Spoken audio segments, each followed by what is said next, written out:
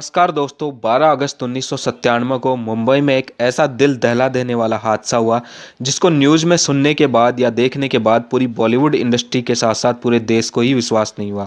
12 अगस्त 1997 का वो दिन था जिस दिन गुलशन कुमार की मौत से पूरी बॉलीवुड इंडस्ट्री रो पड़ी थी। ये वही गुलशन कुमार है दोस्तों जिन्होंने बॉलीवुड और देश को इतने हिट और शानदार भक्ति सॉन्ग दिए। टी सीरीज के मालिक। आखिर क्या हुआ था 12 अगस्त 1997 को? आखिर क्यों उन पर 16 गोलियां मारकर उनकी हत्या कर दी गई? ऐसी क्या दुश्मनी थी उनकी और कौन करवाया था यह हत्याकांड? और दाऊद इब्राहिम का क्या रोल था इसके पीछे? दोस्तों, इस वीडियो में इन्हीं सब सवालों के जवाब जानेंगे और पूरी मौत की कहानी को समझेंगे। पूरी कहानी को जानने के लिए वीडियो को एंड तक जरूर देखें। दिल्ली की एक पंजाबी फैमिली में टी सीरीज के मालिक गुलशन कुमार का जन्म हुआ था। बहुत ही कम उम्र में गुलशन कुमार अपने पापा की जूस की दुकान में काम में हाथ बटाने लगे थे। गुलशन कुमार किसी अमीर फैमिली में पैदा नहीं हुए थे। उन्हें पता था कि उन्हें जल्दी से जल्दी और ज़्यादा से ज़्यादा पैसा कमाना है। गुलशन कुमार की जूस की दुकान में काम कर करके अब मन ऊब गया था। उन्होंने फिर दिल्ली के देशबंधु कॉलेज से ग्रेजुएशन की डिग्री हासिल की। उसके बाद उनके पिताजी ने एक खुद की जूस की दुकान ले ली और वो उसी दुकान में जूस के साथ साथ सस्ती कैसेट्स और गाने रिकॉर्ड करके बेचने लगे। बस यहीं से गुलशन कुमार के करियर ने करवट बदली। इससे उनकी अच्छी इनकम भी होने लगी और गुलशन कुमार को इस काम में मज़ा भी आने लगा। तो उन्होंने इसी फील्ड में अपने करियर को आगे बढ़ाने की सोची। उन्होंने फिर आगे चल के सुपर कैसेट इंडस्ट्री लिमिटेड के नाम से दिल्ली के नोएडा में एक कंपनी खोली और यहाँ पर इस कंपनी से वे अन्य कंपनियों से सस्ते दामों पर कैसेट्स बेचने लगे। ऐसा करने से उन्हें अच्छी मुनाफा होने लगा और ये देखते ही देखते नोएडा की सबसे पहली इंडस्ट्री बिल्डिंग बन गई। फिल्म इंडस्ट्री में कैसेट किंग के नाम से मशहूर गुलशन कुमार ने हर भारतीय तक फिल्मी गानों को पहुंचाया और उनकी लाइफ स्टोरी किसी फिल्मी कहानी से भी ज़्यादा दिलचस्प है। 80 के दशक में गुलशन कुमार ने टी सीरीज की स्थापना की और कुछ ही साल के अंदर वो इंडियन म्यूजिकल इंडस्ट्री के बेताज बादशाह बन चुके थे।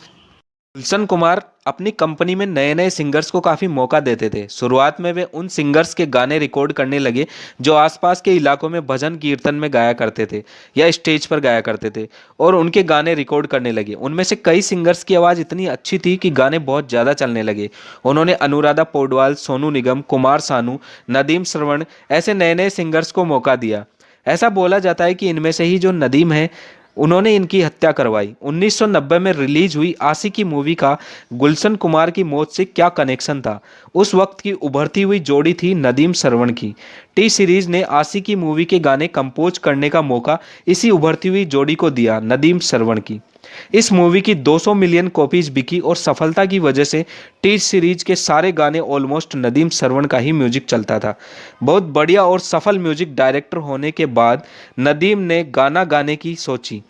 नदीम म्यूजिक डायरेक्टर तो बहुत अच्छे थे लेकिन उनकी सिंगिंग में थोड़ा हाथ तंग था। गुलशन कुमार ने नदीम को सलाह भी दी थी कि तुम गाने मत गाओ, पर वो माने नहीं। गुलशन ने दोस्ती की वजह से उनको गाना गाने का मौका दिया। जैसा कि गुलशन कुमार को पहले से ही अंदाजा था और कुछ खास रेस्पॉन्स नहीं आया और वो एल्बम पिट गया। कंपनी को इससे बहुत बड़ा लॉस हुआ तो गुलशन कुमार ने नदीम के गानों को प्रमोट करना बंद कर दिया। ओवरऑल दोस्तों, मिड 90 आते आते टी सीरीज इतना बड़ा ब्रांड बन चुका था कि इंडिया में रिलीज होने वाले टोटल सॉन्ग्स का 65% राइट्स टी सीरीज के पास होते थे। अगर टी सीरीज उस वक्त किसी एल्बम के राइट्स को नहीं खरीदता था तो उस एल्बम के चलने के चांसेस ना के बराबर हो जाते थे। नदीम को ये बात खटक गई थी कि गुलशन कुमार ना तो उसे काम दे रहे हैं और ना ही उसके गाने प्रमोट कर रहे हैं। इसी बात का बदला लेने के लिए उसने गुलशन कुमार को जान से मरवाने की सोची। चौंकाने वाली बात यह है कि नदीम ने गुलशन कुमार को मरवाने की सुपारी भी दी तो किसको? Underworld don Dawood Ibrahim. दाऊद इब्राहिम दुनिया का सबसे मशहूर अंडरवर्ल्ड डॉन है। इसी का भाई अनीस इब्राहिम और इसी का राइट हैंड अब्बू सलीम को मई 1997 में दुबई के एक होटल में गुलशन कुमार को मारने के लिए एक मीटिंग होती है। इस मीटिंग में दाऊद के भाई अनीस इब्राहिम और नदीम और दाऊद इब्राहिम के राइट हैंड अब्बू सलीम गुलशन कुमार की मौत की तारीख लिख रहे थे। नदीम ने बताया कि कैसे गुलशन कुमार ने उसको परेशान कर रखा है और उसका जीना हराम कर रखा है और वो दोनों उसकी हेल्प करे। अब्बू सलीम ने ये 25,000 टोकन मनी लेकर कुमार का पत्ता साफ करने की बात कही। अब्बू सलीम को ये फ़ायदे का सौदा लगा क्योंकि वह एक बॉलीवुड स्टार को मारकर बहुत ज़्यादा मशहूर होना चाहता था। इसके लिए अब्बू सलीम ने गुलशन कुमार की हर दिन की खबर निकालना शुरू कर दी, हर एक मिनट की। गुलशन कुमार कब खाता है, कब जागता है, घर के अंदर कब जाता है और बाहर कब जाता है। सारी एक्टिविटी पर नज़र रखना शुरू कर दिया। ये सब एक बुक में लिखा हुआ है। ये बुक है उस समय के famous investigator journalist S Hussain ने लिखी थी। अब्बू सलीम ने गुलशन कुमार को 3 बार कॉल किया। पहला कॉल 5 अगस्त 1997 को किया और 10 करोड़ की फिरौती मांगी। साथ में यह भी पूछा कि नदीम के गाने वो प्रमोट क्यों नहीं कर रहा है। अधिकतर लोग ऐसे कॉल्स में धमकी सुनने के बाद पुलिस को इन्फॉर्मेशन देते हैं, लेकिन उन्होंने ऐसा नहीं किया। उनके भाई किशन कुमार ने बहुत समझाया कि भाई पुलिस को सूचना दे, फिर भी गुलशन कुमार को ये बात नहीं बताई। 9 अगस्त 1997 को दूसरा कॉल किया गया और फिर से फिरौती मांगने की बात हुई। गुलशन कुमार ने जवाब में कहा कि मैं तुम्हें पैसे देने के बजाय वैष्णो माता के भंडारा करवा दूंगा। गुलशन कुमार इतने बड़े अंडरवर्ल्ड डॉन से डर नहीं रहे थे। इसी बात से अब्बू सलीम का ईगो हर्ट हो गया।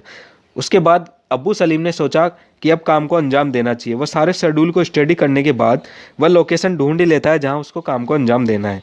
गुलशन कुमार का घर मुंबई के लोखंडवाला कॉम्प्लेक्स में है। यहाँ से 4 किलोमीटर की दूरी पर जीतेश्वर महादेव का मंदिर है।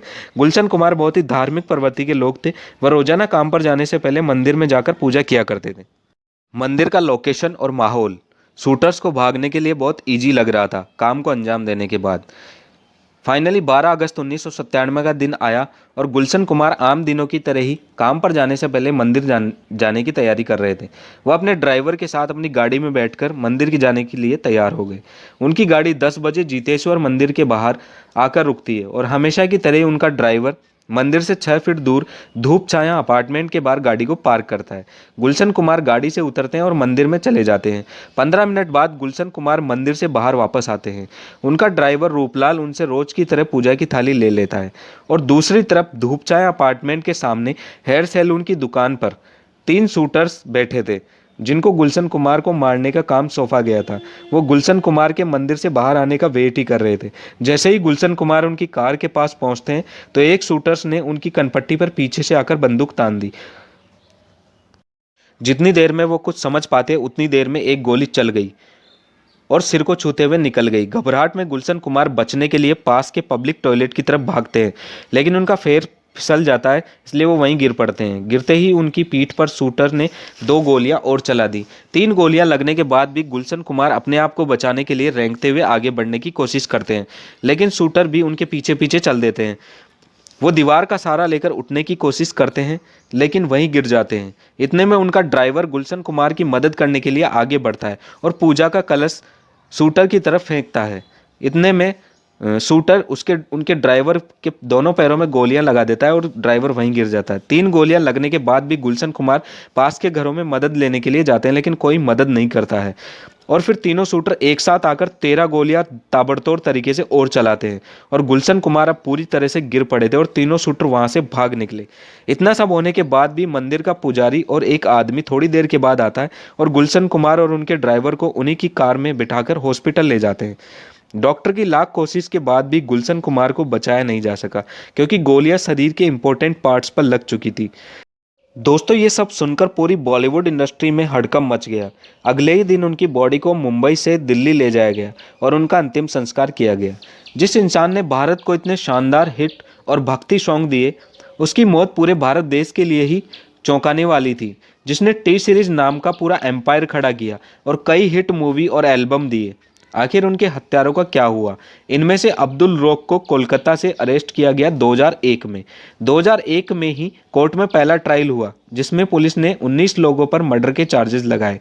अब्दुल रोक को उम्र कैद की सजा हुई और बाकी सबको प्रॉपर सबूत नहीं होने की वजह से रिहा कर दिया गया।